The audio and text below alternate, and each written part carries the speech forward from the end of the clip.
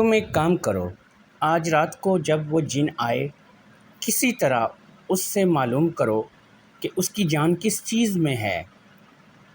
جب پتہ چل جائے مجھے بتا دینا، میں اس چیز کو تلاش کر کے اس جن کا خاتمہ کر دوں گا اور تم کو یہاں سے ہمیشہ ہمیشہ کے لیے لے کر چلا جاؤں گا۔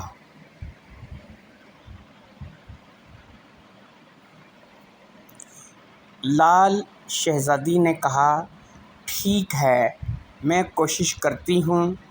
تم اس وقت تک یہاں سے کچھ دور چلے جاؤ تاکہ جن کو اس بات کا احساس نہ ہو کہ اس کی جان خطرے میں ہے یا پھر کوئی یہاں آیا تھا۔ تم ایسا کرو، مجھے پہلے ہی کی طرح کر دو تاکہ جن کو کسی قسم کا شک نہ ہو۔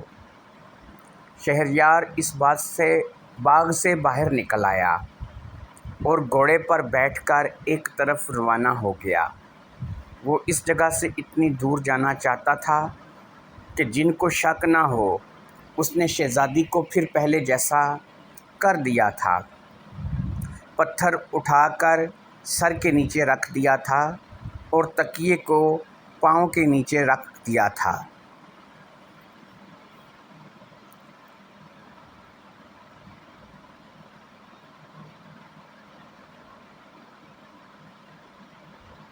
شہزادی کا ہاتھ بھی ویسے ہی کر دیا تھا جیسے وہ پہلے لٹکا ہوا تھا۔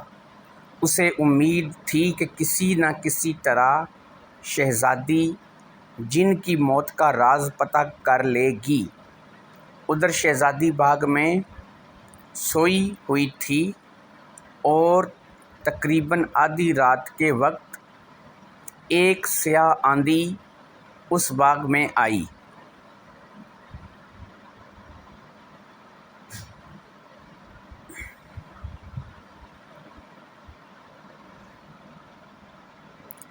دیکھتے ہی دیکھتے وہ سیاہ آندھی ایک لمبے ٹڑنگے جن کی شکل اختیار کر گئی۔ وہ جن انتہائی بد شکل اور بھیانک تھا۔ اس نے آ کر شہزادی کا تکیہ پاؤں کے نیچے سے نکال کر سر کے نیچے رکھا اور سر والا پتھر شہزادی کے پاؤں کے نیچے رکھا تو شہزادی بیدار ہو گئی۔ اس نے شہزادی کو کچھ پھل پیش کیے جو کہ وہ کوہ کاف سے لایا تھا، مگر شہزادی نے پھل کھانے سے انکار کر دیا۔ شہزادی کہنے لگی، میں کچھ نہ کھاؤں گی جب تک تو مجھے یہ نہیں بتا دیتے کہ تمہاری جان کس چیز کے اندر ہے، کیونکہ مجھے ڈر ہے اگر کسی نے تمہیں مار دیا تب میں کہاں جاؤں گی۔ جن کہنے لگا، مجھے کوئی نہیں مار سکتا کیونکہ تم نہیں جانتی کہ میری جان کسی اور چیز میں ہے۔ جب تک اسے مسل کر ختم نہیں کریں گے میں نہیں مر سکتا۔ تم بے فکر رہو۔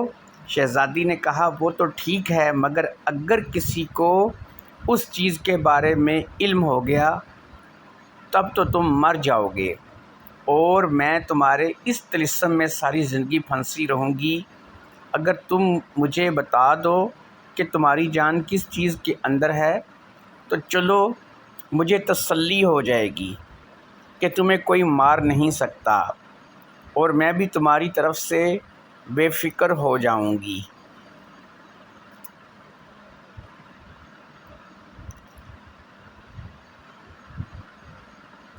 جن نے کہا، سنو شہزادی، میں کسی کو یہ نہ بتاتا تو میں صرف اس لیے بتانے لگا ہوں کہ تم کچھ بھی کرو مجھے مار نہیں سکتی، کیونکہ تم تو میرے طلسم میں سوئی ہوئی ہوگی اور ایک سویا ہوا انسان کسی کے لیے کیا نقصان کا باعث بن سکتا ہے اور کسی کو کیسے مار سکتا ہے۔ اب شہزادی نے کہا، پھر تمہیں ڈر کس چیز کا ہے؟ مجھے بتا دو کہ وہ کیا چیز ہے کہ جسے کہ ختم کرنے سے تم بھی ختم ہو جاؤ گے۔ جن نے کہا، اس باغ میں وہ پھول دیکھ رہی ہو جو باقی تمام پھولوں سے جدا رنگ کا ہے، اگر اس پھول کو اکھاڑ کر مسل کر ختم کر دیا جائے تو میری زندگی ختم ہو جائے گی۔ اب شہزادی نے کہا، ٹھیک ہے، اور پھل کھانے لگی۔ ادھر صبح ہونے تک وہ جن شہزادی کے پاس رہا اور اس سے باتیں کرتا رہا۔ شہزادی نے پھل کھائے اور وہ جن اگلی صبح روانہ ہو گیا اور شہزادی کو اسی طلسم میں پھنسا گیا۔ ادھر شہریار نے دیکھا کہ جب دن اچھا خاصا نکل آیا ہے اور اب اس جن کے آنے کا کوئی امکان نہیں، تو وہ بھی شہزادی کے پاس چلا آیا۔ شہریار نے شہزادی کو بیدار کیا اور شہزادی سے جن کی موت کا راز پوچھا۔ شہزادی نے شہریار کو جن کی موت کا راز بتا دیا۔ شہریار اسی وقت اس پھول کے پاس گیا اور اسے اکھاڑ لیا۔ جیسے ہی پھول اکھاڑا، تیز آندھی چلنے لگی اور ایک طرف سے ایک سیاہ حوالہ آتا ہوا دکھائی دیا۔ شہریار نے اسی وقت پھول کو مسل دیا۔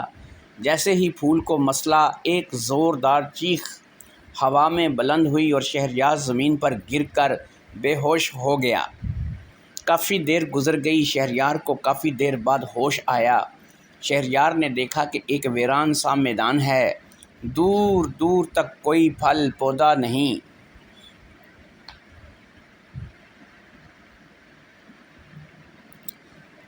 بس اس میدان میں وہ ہے، اس کا گھوڑا ہے اور کچھ ہی فاصلے پر لال شہزادی ہے، بے ہوش پڑی ہے۔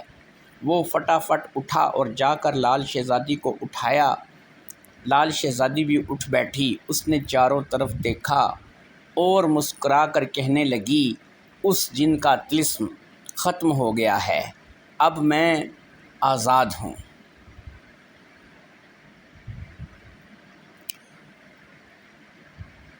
شہریار نے کہا، وہ باغ، وہ ندی، کیا یہ سب جادو کا تھا؟ شہزادی نے کہا، ہاں، وہ سب کچھ جادو کا تھا۔ اب جتنی جلدی ہو سکے یہاں سے نکل چلو۔ شہریار نے اپنے گھوڑے کو اپنے پاس بلایا اور شہزادی کو گھوڑے پر بٹھا کر خود بھی گھوڑے پر بیٹھ گیا اور گھوڑے کو دوبارہ۔ جن لوگوں کو یہ کہانی پسند آ رہی ہے وہ میرے چینل کو سبسکرائب ضرور کر دیں اور بیل آئیکن کو دبائیں تاکہ لیٹسٹ ویڈیو آپ کو مل سکے۔ واپسی کے سفر کے لیے روانہ ہو گیا۔ 1.5 مہینہ گزر چکا تھا، اب 1.5 مہینہ باقی تھا۔ پہلے منزل کا پتہ نہیں تھا، اب منزل کا پتہ تھا۔ شہریار نے حساب لگایا کہ میں 15 سے 20 دن میں گھر پہنچ جاؤں گا۔ 3 مہینے کی مدت ہے، اس کے پورا ہونے سے پہلے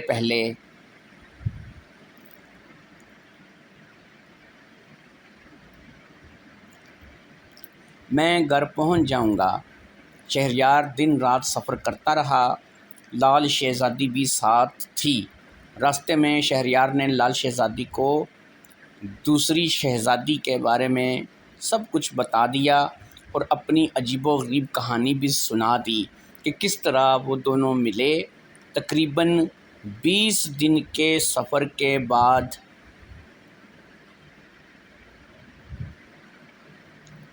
شہریار لال شہزادی کے ہمراہ اپنے گھر پہنچ گیا۔ شہزادی شہریار کے ساتھ ایک اور لڑکی کو دیکھ کر حیران رہ گئی۔ خیر، شہزادی نے دونوں کو بٹھایا اور خوب خاطر کی اور پھر شہریار کو دیکھ کر جو اسے خوشی ہوئی تھی اس کا اظہار بھی کیا۔ شہزادی نے شہریار اور لال شہزادی سے کہا۔ شہزادی نے شہریار سے ساری داستان سنی۔ اس نے لال شہزادی کو بھی اپنے سینے سے لگا لیا اور کہنے لگی، یہاں ہم دونوں اس گھر میں رہ رہے ہیں، اب لال شہزادی بھی ہمارے ساتھ رہے گی۔ دن گزرتے رہے، دونوں شہزادیاں اور شہریار اپنی زندگی میں بہت خوش تھے۔ آخر وہ دن بھی آ گیا جب 3 مہینے کی مدت پوری ہو گئی۔ شہریار نے لال شہزادی سے کہا اور لال شہزادی نے اپنا ہاتھ زخمی کر کے ایک برتن میں لالوں کا ڈھیر لگا دیا۔ شہریار نے یہ برتن لیا اور بادشاہ کے محل روانہ ہو گیا۔ محل میں داخل ہوا تو پلیز سبسکرائب مائی چینل۔ بادشاہ کو اطلاع دی گئی۔ بادشاہ، وزیر اور وزیر کی بیٹی تینوں ملنے کے لیے آئے۔ شہریار نے لال شہزادی کے لال والا تھال بادشاہ کے سپرد کیا۔ ان کی چمک دمک ہی بتا رہی تھی کہ یہ واقعہ ہی لال شہزادی کے لال ہیں۔ وزیر کی بیٹی نے بھی تصدیق کر دی کہ یہ واقعہ ہی لال شہزادی کے لال ہیں۔ اس نے کہا، میں نہیں جانتی کہ تم کون ہو اور کیا چیز ہو، اور تم کیسے ان لالوں کو لے آئے ہو جن کو آج تک کوئی حاصل نہ کر سکا۔ بادشاہ کے کہنے پر لال محل کے ہر کمرے میں لگا دیے گئے۔ اب بادشاہ اور اس کے تمام مصاحب محل میں جا کر اکٹھے ہو گئے۔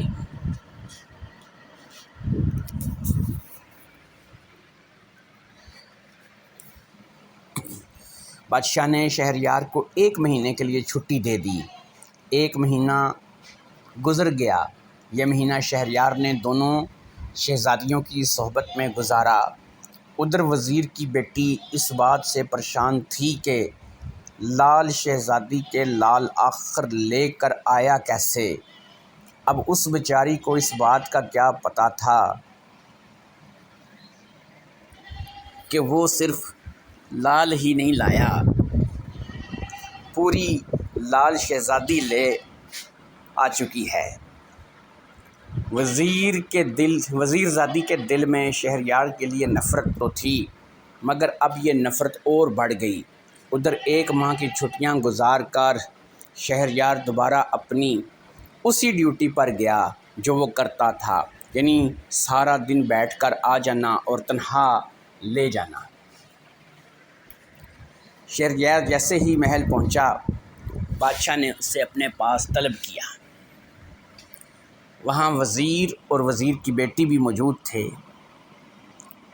بادشاہ نے کہا، دیکھو شہریار، وزیر کی بیٹی تم سے کچھ کہنا چاہتی ہے۔ اب تم اس کی بات سنو اور وہ جو کہتی ہے اس پر تمہیں عمل کرنا ہوگا۔ دیکھو شہریار، وزیر کی بیٹی نے کہا، میں تمہیں 2 سال کی مدت دیتی ہوں۔ تمہیں جو خرچہ اخراجات چاہیے وہ بھی دیتی ہوں۔ محل بنانے کے لیے میں نے تمہیں کہا وہ زمین پر بن گیا، کوئی بات نہیں۔ لال شہزادی کے لال بولے وہ تم جیسے بھی لے آئے، کوئی بات نہیں۔ محل بھی وہی ہوگا، کمرے میں لال شہزادی کے لال بھی لگے ہوں گے اور ہم سب بھی اس محل میں موجود ہوں گے۔ آج سے ٹھیک 2 سال بعد ہمیں اس محل میں بیٹھ کر تم گل اور صنوبر کی داستان سناؤ گے۔ گل نے کیا کیا صنوبر کے ساتھ اور صنوبر نے کیا کیا گل کے ساتھ۔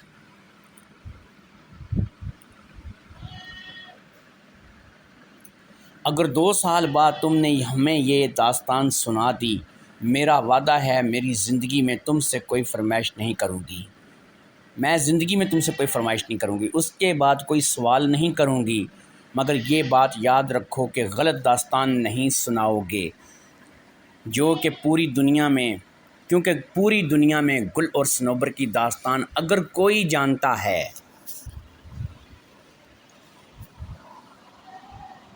تو وہ صرف میں ہوں۔